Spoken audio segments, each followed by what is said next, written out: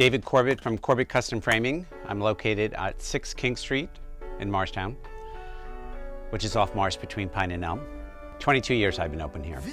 I've always had art-related jobs, and I went to work for AT&T, and they started to, it was during divestiture, and then it became Bell Atlantic. I ended up with Bell Atlantic.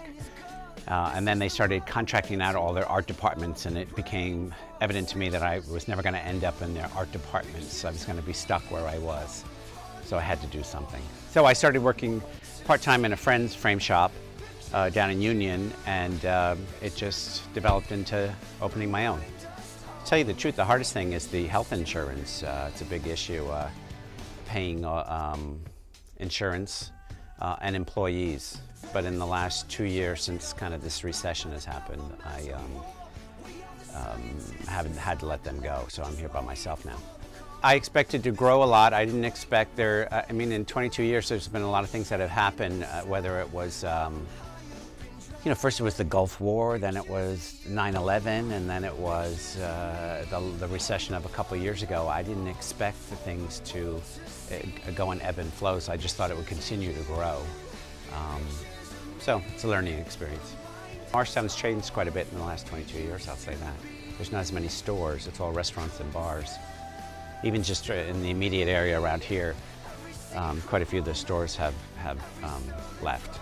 So that's unusual. There were a lot more shoppers out, but it doesn't seem to be. Now it's more destination. There's a lot of return customers. There's people who get stuff framed all the time. I have quite a few decorators that I do a lot of work with. Community theater does a lot of framing. You know, there's a lot of diplomas, certificates, photographs, paintings, it's all sorts. One of the more interesting stories was a very good customer from South Orange brought in a pile of stuff, and she would bring in piles of stuff and say, "Here, frame it all." And one was a big plastic frame. She dropped off 5 or 6 things, and we picked out framing, and then she left.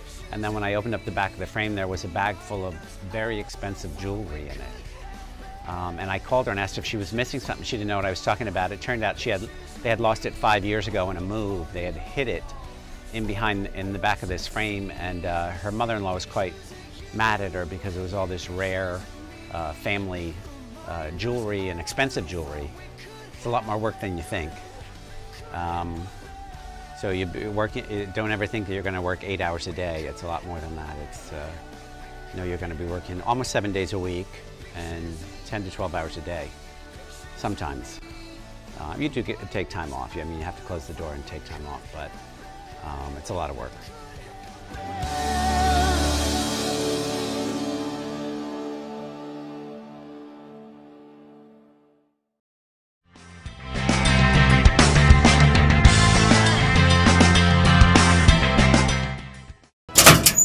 Hi, honey!